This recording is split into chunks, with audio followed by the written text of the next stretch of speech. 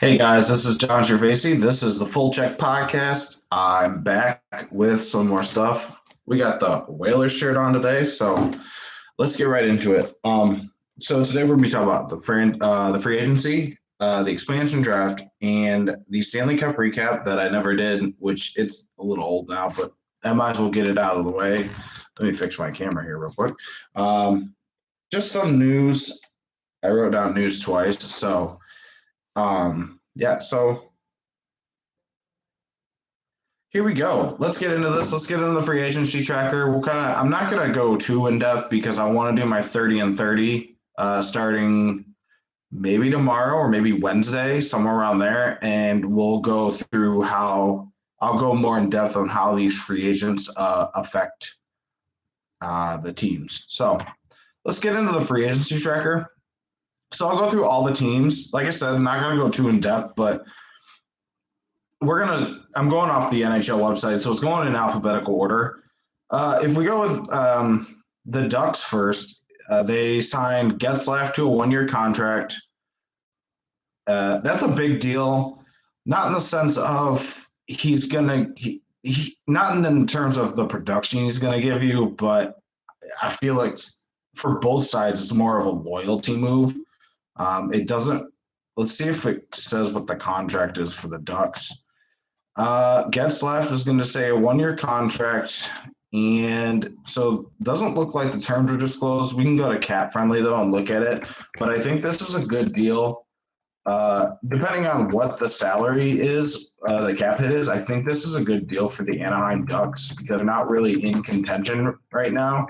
There's one of those teams that's kind of stuck in the middle of the rebuild and being close to competing. So if we look at the cap, they've got draft picks for next year. They don't have a third round pick, but it looks like Getzlaf signed a 1-year deal for $3 million. He's 3.7 of the cap percentage, which $3 million. I like that signing personally, especially for a guy like Ryan Getzlaf, who is a veteran presence on that team. He still has some production, and we'll look at his stats real quick. But I think it's a good deal for both teams. $3 million isn't a whole lot of money for Ryan Getzlaf, who's 36. I mean, this year he had 17 points in 48 games. He had 5 goals and 12 assists. He was a minus 14. That may be a problem. He has a 43 penalty minutes, 3 power play goals. He had 4 points on the power play. He took 70 shots this year, 70 shots on goal. And obviously, his production's declined. They're declined this year. Last year, he had 29 goals, or he had 13 goals and 29 assists for 42 points. So obviously, a drop off. He didn't play. He only played in 48 games this year. So maybe some of that had to do with injury. But I think this is a good deal. Like I said, $3 million is not a big contract for Ryan Getzlaf. And I think that for a team like I said, for a team like Anaheim, who is not on that cusp yet, and they're still trying to figure themselves out, their cap space is okay. You're going to have to find a trade partner, obviously, I think, for Adam Henrique, because Henrique is making close to, I think I saw like $5 million for the next 2 or 3 years. So obviously there are some big cap numbers on that team. John Gibson being one of them. Do you move John Gibson? Is he a part of this team long term? I think that's the one thing that you possibly kind of have to look at in terms of where you think you're going to be in the future. John Gibson, very good goalie, probably could get a big return for him. There are teams out there that need a goalie, but like a Colorado Avalanche, because I think it's Kemper. Is it Kemper? It might be Kemper. I don't know if he is the guy that's going to help Colorado win a cup. I think Gibson is probably one of the best goalies in the league, but unfortunately he gets left out to dry by the Ducks. But that's also because they're a young team. They signed Rafferty, O'Regan, Paterin, Robinson, Lundstrom, Steele. They signed contracts. Comtois, Jones, and Maher also signed to stay with the Ducks. So they didn't do a whole lot, and that's fine. For a team like this, that's fine. Ryan Miller retired, so you have John Gibson, obviously, like I said. For a team like Anaheim, these are good signings. They didn't go out and overpay for anybody, which is also very, very good for a team that's rebuilding, because you get guys like you've seen teams like Detroit, the Red Wings in the past, who should have been rebuilding, but would sign guys who are way too old and try to extend their playoff streaks without even focus when it felt like they weren't even focusing on the Stanley Cup anymore. So I think this is good for Anaheim to sit back and say, hey, this is where we're at. We don't expect to be in a playoff team this year, especially in a Pacific division with the up-and-coming Kings. You've got the Golden Knights, who I'll get to in a second, because a lot of people have problems with Golden Knights right now. But you have the Knights, the up-and-coming Kings, the Oilers, maybe the Flames. It just kind of depends on where they are at the end of this. Maybe not. The Canucks, we expected big things from them last year, and they kind of failed. So we'll get to them in a second too. But I think these are good signings for the Ducks. I think that saving cap and waiting until the big cap hits run out, or trading them, and then Anaheim can finally finish up this rebuild. I'd say maybe 2-3 years, maybe at the most, maybe 4. But I think Anaheim's moving in a good direction. For the Arizona Coyotes, they signed Carter Hutton and Ryan Dzingel, and Fasching to 1-year contracts, 1-year, 2-way contract with the Coyotes. Let's look at Hutton. Now, 1-year contracts. My biggest problem with this contract, I have no issue with the Ryan Dzingel contract. I have an issue with them signing Carter Hutton. And my biggest problem is this. In 12 games last year, he was 1-10-0-1 with a 347 goals against and a save percentage of .886. Now, granted, he played on probably the worst team that I have seen in a long time. It's been a long time since I've seen a team as bad as what the Buffalo Sabres were. But the biggest issue I have with that is, again, yes, Buffalo was bad, but I don't think Carter Hutton did himself any favors.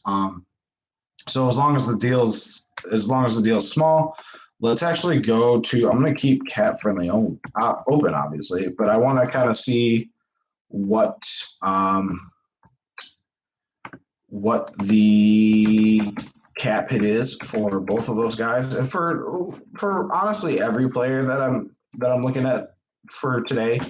But mostly I want to look at the Coyotes, because let's see, if we go to Arizona, and I have an issue with Arizona getting a first-round draft pick anyway. They lost their draft. Next year they have 4 second-round picks, and 2 first-rounders. But I have an issue with them drafting in the first rounds. They lost their first-round pick because of allegations against one of the players they drafted, and then still ended up getting him in the first round. Clayton Keller is signed, good young player, signed for the next 6 years at least. If we go down, Ryan Dzingel got a 1-year contract for $1.1 million. Not a bad signing. He's 29 years old. Defense, they traded for Shane Gostisbehere, who has been a problem lately in terms of production, but they're $4.5 million for 2 years. Maybe a change of scenery, but my biggest problem with the change of scenery is you're going to Arizona. Carter Hutton signed for a 1-year, $750,000 contract, and they also traded for Joseph Coronar, who also is making $700,000. So their 2 goalies are making $1.5 million. So that's great. They got rid of Oliver Ekman-Larsson. And like I said, I'm not going to get too much into what teams have gotten rid of and what teams got. I'll talk about the signings. I'll go more in depth when I do the team. But Carter Hutton, I guess for $750,000, it's a great signing for the Coyotes. They're not wasting a whole lot of money on a goalie. The big thing is Carter Hutton played very, very bad last year. But again, on a bad Buffalo Sabres team. So who knows? Was it Carter Hutton? It probably was. Was it also the Buffalo Sabres? Yeah, because the Buffalo Sabres are probably the worst run organization in the NHL, and that's saying a lot. Kim Pegula the Pegulas, not just Kim, although Kim doesn't seem to know what she's doing too much, the Pegulas should sell the Buffalo Sabres. The Boston Bruins signed Foligno and Linus Ullmark. Nick Foligno and Ullmark. Let's go to the Boston Bruins. I have problems with this too. You have Jeremy Swayman, who when getting a chance last year played fairly well, and then you went out and signed Linus Ullmark to a 4-year contract for looks like $20 million contract for 4 years, $5 million for the next 4 years. I have a big problem with that. If anybody who knows me knows that I'm a big supporter of Jeremy Swayman. Tuukka Rask was hurt, so the thought was that maybe Jeremy Swayman was going to get the opportunity to become the starter. So now they signed Ullmark, and I think they signed somebody else to Providence. So at this point, it's like, what are you doing with Jeremy Swayman? You have probably one of the best young goaltenders in the league next to Spencer Knight. What are you going to do with the situation? If Tuukka Rask doesn't come back, it might be Ullmark and Swayman sharing duties, but you don't sign a guy for 4 years and $20 million to play goalie 1A or goalie 1B. So I think that's the big thing right there to look at. And if we look at Nick Foligno, he signed a 2-year contract, $3.8 million. He's getting $3.8 million per year. I guess good signing. People say he didn't show up in Toronto, but the biggest issue with the Maple Leafs is nobody ever shows up. I don't think Austin Matthews really showed up in the playoffs this year. So Nick Foligno, yes, he didn't show up when it counted in Toronto, but the pressure and the Maple Leafs choked again. I mean, it's not all Foligno. And then they blamed they got rid of Frederik Andersen. We'll get to in a second, but yeah. If we go to the Buffalo Sabres, let's go back to Buffalo and look at their cap situation while we're talking about Buffalo. Buffalo's on they have $28 million in cap space. In dead cap, Jack Eichel is injured, but that really at this point doesn't matter. In dead cap, they're paying Cody Hodgson $791,000 for 2 years. They have no LTIRUs. Their projected cap hit is going to be about $52 million. And if we look at this, I think obviously the biggest thing with the Sabres is Jack Eichel. And he's hurt. He wants to be traded. Good deal. Jeff Skinner's 29 for the next 6 years. Still, he's making $9 million. And then you got Kyle Okposo, who his deal runs out in 23-24. 2 more years at $6 million a year. And let's look at their free agent signings. So we got Anderson. If we go down and look, Craig Anderson signed a 1-year contract. So both their goalies are making $750,000. As somebody who has watched Aaron Dell, they could be in very, very big trouble with their backup goaltender situation because Aaron Dell was just as bad as Martin Jones.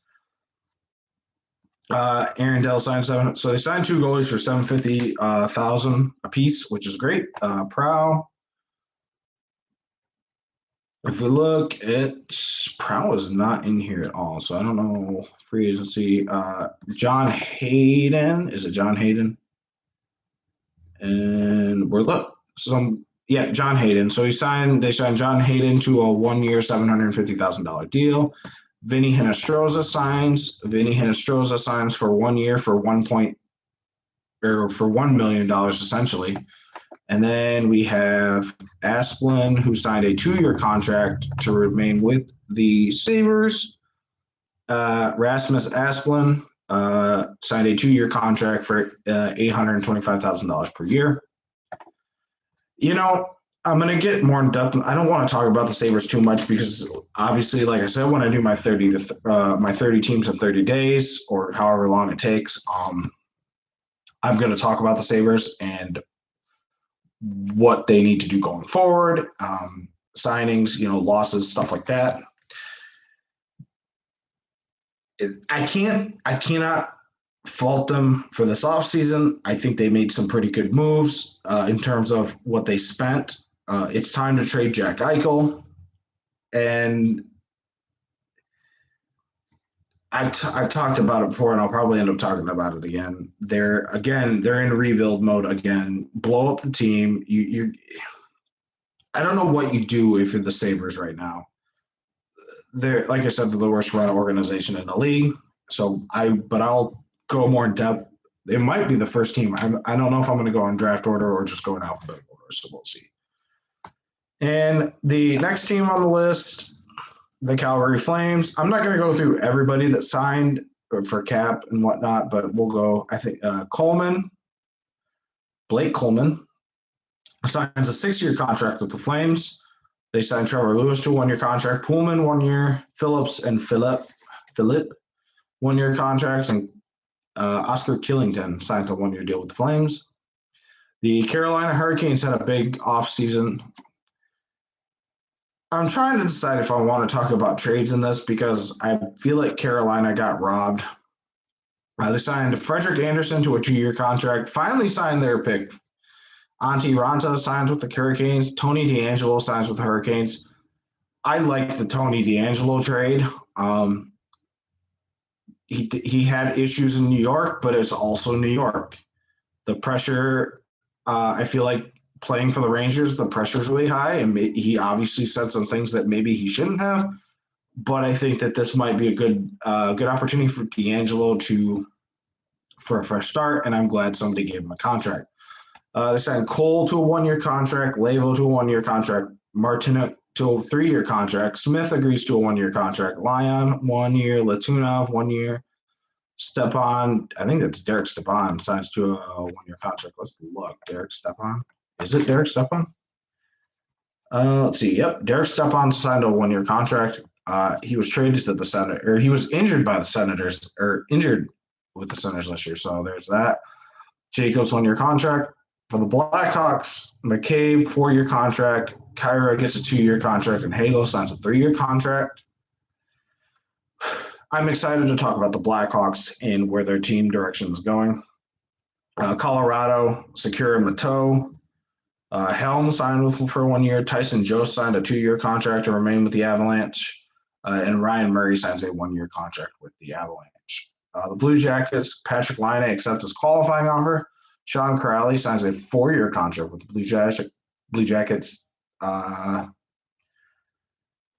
Texier signed a 2-year contract. Jake Bean signed a 3-year contract with the Blue Jackets. And that's not Kari Lettinen. Let's see here. Who is this? Because I don't think Kari Lettinen's in the league anymore. Nope. Okay, so they signed Mikko Lettinen. Okay. I was going to say, I don't think Kari Lettinen's in the league anymore. The Dallas Stars, Suter and Holtby each signed a 1-year contract with the Stars. Ryan Suter signed a big contract. Holtby they got for 1 year. Glenn Denning signs a 2-year contract. Hakanpää signs a 3-year contract. And they got Raffle, Braden Point, Kamano, Kiviranta, Rosberg, and Sassoni. The Red Wings signed Gagne, Suter. This is not Ryan Suter. I don't know which Suter this is. Pius Suter. Okay. Former Blackhawk. Lashoff, Bertuzzi extend by 2 years. Pearson signs 1-year contract. Oilers signs Zach Hyman, a 7-year contract. Tyson Barrie agrees to a 3-year extension. Cody Ceci signs for a 4-year contract. There's a problem again. There's another cap problem for this time it'll be the Edmonton Oilers who are going to be in a cap problem. They have $0 in cap space. Their cap hit is $83 million. Zach Hyman, $5.5 million per year. let's see here. I'm trying to find Darnell Nurse 5.6, and they took on Duncan Keith's contract. So the Blackhawks just robbed the Oilers blind. I don't know how good Caleb Jones is going to be, but Duncan Keith is 38 years old on a $5.5 million contract, so no problem there. Cody Ceci signed a 4-year contract for $3.2 million per year. We'll say $3.3 million per year. When you haven't addressed the goalie situation in Edmonton, so at this point, Edmonton, I don't know what you're doing. You should probably figure that out. Warren Foegele signed a 3-year contract with the Oilers. Is this Bobby Ryan? Nope, this is Derek Ryan, signed a 2-year contract with the Oilers. Skinner, let's see, Florida Panthers, Montour signs a 3-year contract with the Panthers. I'm pretty sure that's an extension because they got him in a trade from Buffalo. Lemico signs a 1-year contract. Dalpe agrees to a 2-year contract with, apparently, according to NHL.com, Dalpe agrees to a 2-year contract with Dalpe.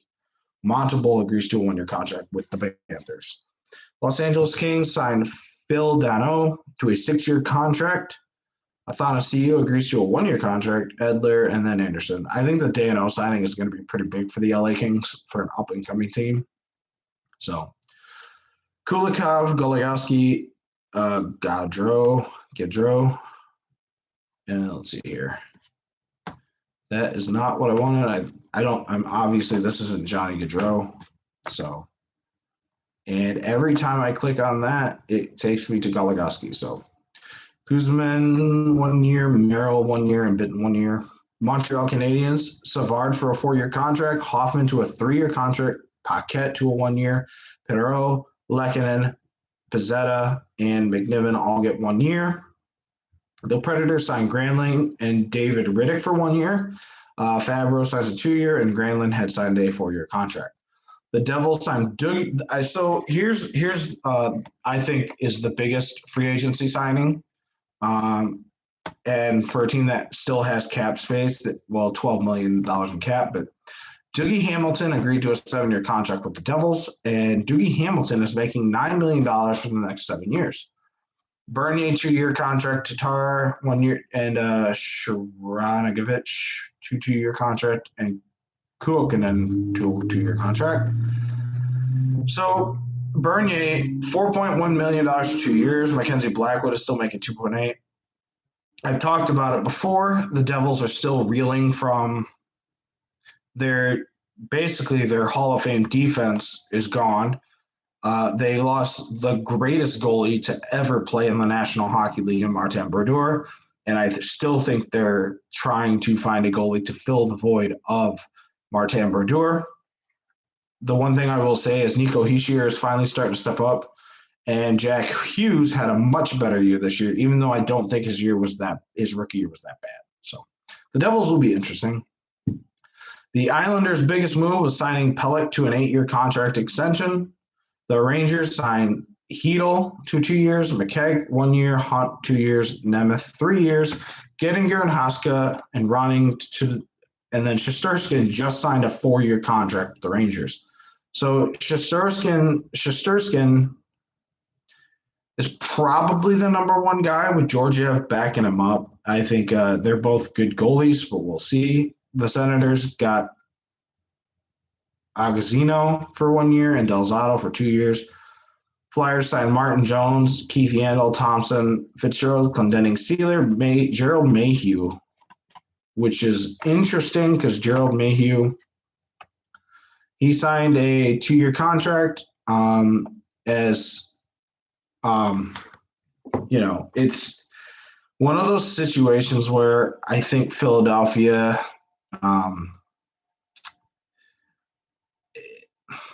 Philly was supposed to be a lot better last year, and they really just never really showed up. They didn't do what a lot of people had expected. And Carter Hart was injured, and I'll fully admit that I think Carter Hart being injured had a big part to do with it, but I also don't know if I don't know if Carter Hart is the best goalie in the league. I'm trying to find. I found something on Gerald Hughes. I'm trying to find it, but I don't know if I don't personally. I don't think he is going to be the best goalie in the league. As Harrison Watt would say, it's Jerry time. Martin Jones to back up Carter Hart is interesting. As a Sharks fan, I've talked way too much about Martin Jones, but I'll say it again. Martin Jones was not a bad goalie. He had a bad team in front of him. He got bad and has now turned into Swiss cheese. So the Flyers have Swiss cheese and a goalie that was hurt last year. So good luck with that. Penguins signed Brock McGinn, Chaput, Heinen, Rodriguez, Simon, Zorna, and Aston Reese. Sharks signed Bonino, Reimer, Cogliano, and Aiden Hill, who will be an interesting pickup.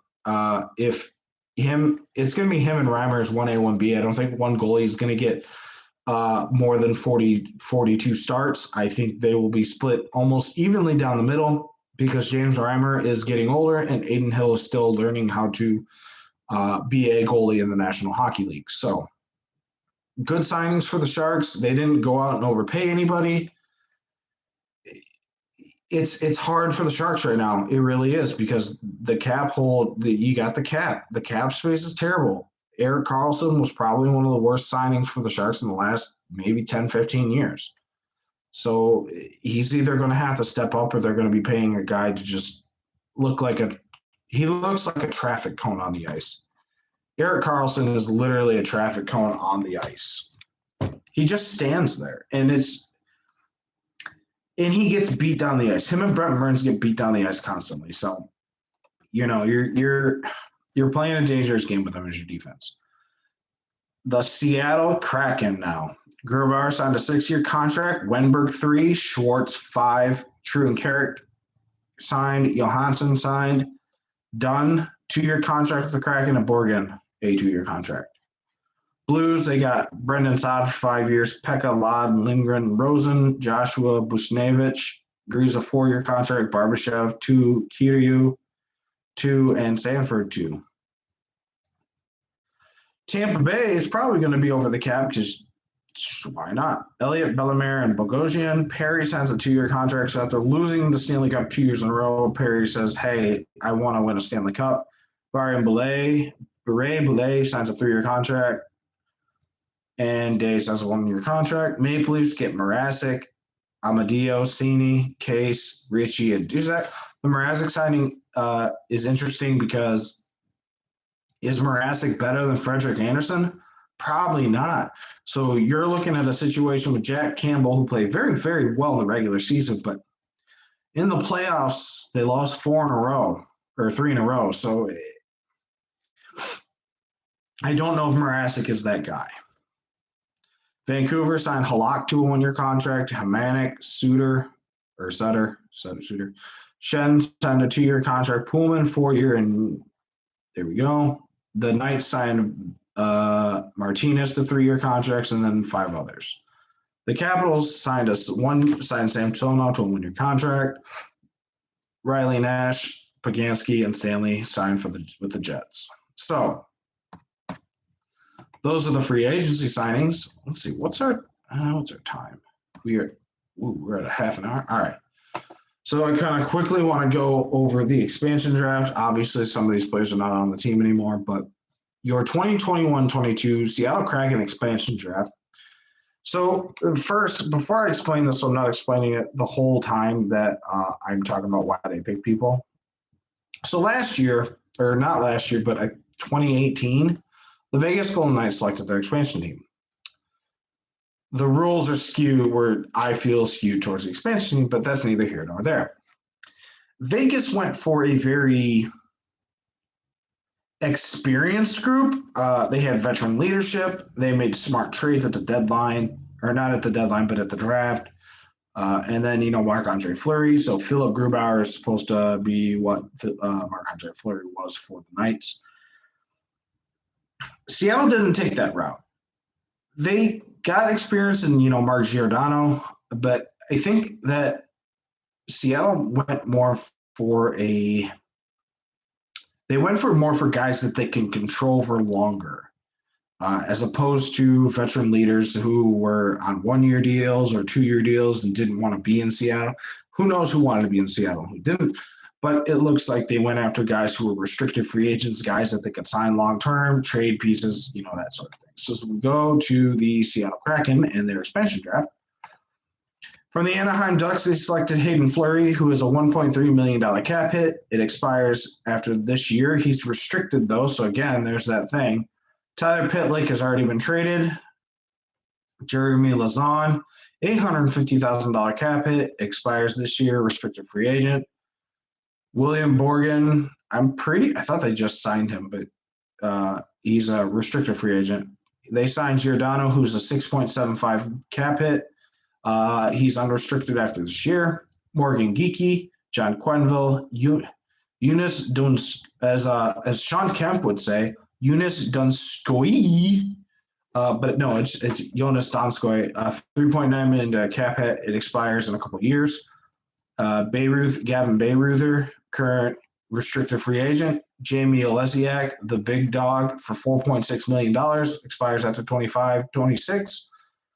Chwalski, Adam Larson, Dreger. We knew that. It was the worst kept secret, and I'm going to get to my issues with that. Curtis McDermott from the Kings, Carson Soucy from the Wild, Cale Fleury from the Canadiens, who's restricted. Calle Jarnkrok. Marcel Lynch was not going to attempt to pronounce that name. Nathan Bastian, restricted also. Jordan Eberle, big pickup, I think. Colin Blackwell. He's unrestricted, but he's got a $725,000 cap hit. Joey Decord, restricted free agent. Carson Torinsky, restricted free agent for the Flyers. Brandon Tanev, $3.5 million cap hit. Contract expires after the 24-25 season. He will be unrestricted. Alexander True from the Sharks. Vince Dunn from the Blues was a current restricted free agent but signed for 2 years. Yanni Gourde was an interesting pick from the Lightning, $5.16 million. Expires after the 24-25 season. Jared McCann from the Maple Leafs. He will also be restricted. Cole Lynn. They couldn't pick from the Knights. Vitek Vanacek, who was traded back. Thank God for the Capitals, because Vanacek was the best goalie they had last year. And then Mason Appleton from the Jets. So, like I said, a lot of restricted free agents that they picked up, guys that they have control over, which was great. I think that was a smart thing to do for the Seattle Kraken, to get guys who they could control. But then, and it's not just that, and then go after Mark Giordano and Brandon Tanev and Yanni Gourde, like veteran leadership, Jordan Eberle. Mark Giordano, probably going to be the first captain in Kraken history. I think the Kraken did a good job. I see all these people who are saying, well, they'll be in last place in the division. We all thought that with the Knights, and look what happened. And I'm not advocating. I hope the Kraken fail for a couple of years, because I think expansion teams should earn everything that they get, and I don't think Vegas has earned anything, and I think their fans complain a lot. Or their fans are very spoiled. But I think the Kraken did a good job. I mean, they're very strong defensively. They're very young, but they have that veteran leadership. I love the Mark Giordano pickup. Very, very good leader on the team. And some people not happy with the picks, but if you look at other teams, there wasn't really much available for them to pick from other teams. Like, there wasn't a lot available. So the Kraken did the best with what they could. We will see how they do. So let's look at the Stanley Cup recap. Obviously the Lightning won in 6, in 5. I feel bad for Carey Price. Did not deserve, I don't think, to lose that. Samson, okay, yep. So Shesterkin and Rangers agreed to a 4-year deal, so that's that. 1 year for Samsonov. We're still waiting on Kirill Kaprizov. So the Wild depend on him. So if Kaprizov goes back to his home country, the Wild are in trouble. If Kaprizov goes and stays with the Wild and signs a contract, the Wild could be a playoff contender again. I think the Wild go as Kaprizov goes. I don't know what else the Wild have. They finally bought out Parise and Suter, but they got to pay Suter and Parise, so that's going to be. As a matter of fact, before I end the stream, let's look at Cap Friendly. Let's look at the Minnesota Wild. I have to do this anyway when we go when I do my 30 and 30, but they have $19 million in cap, and they're paying Zach Parise. So they got kind of lucky. So each year they're only paying them $2.3 million. Oh no, I take that back. It's 2.3, then 6.3, then 7.3, and then the last two are 833,000. So I think cap is going to be tough for the Minnesota Wild. You have to re-sign Kaprizov. But we'll see. I think Kaprizov will get a lot of money. You're going to have to trade some players to do it, but that's just the nature of hockey. And I don't know if anybody expected Kaprizov to come on as strong as he did. So we'll see what happens there. But that is the end for the Full Check Radio Show. Podcast. I keep calling it a radio show. I'm so used to having a radio show, but it's whatever. Some big news. Well, big news for me. The plan is to do interviews this year. I've graduated from Central Michigan University, but the plan for me this year is to help out the D2 hockey team and the broadcast team and maybe do some color, maybe do some play-by-play. I definitely want to get interviews with the players. So whenever they get back to campus, the plan is to interview all the players from the team for have maybe like a 5-minute interview, just get to know them. So fans at Central Michigan who go to the games can get to know them. This is the Division II hockey team. They're working really hard, and I think that the product on the ice this year will show. I've already had their coach. For those of you who listen to the radio show, I've had their coach on the radio show, and he was a really good guest. So yeah, so look forward to that. Either tomorrow or Wednesday we'll start the 30 and 30, and I don't know. It's either going to be the Buffalo Sabres or the Anaheim Ducks. I haven't decided if I want to go in draft order or alphabetical order. Arizona Coyotes will be last no matter what because of their draft pick. So, yeah, I'm John Gervasi. This is the Full Check Podcast. And, yeah, tune in again tomorrow or Wednesday, and we'll be back with a team preview for the season. So, yeah, see you guys.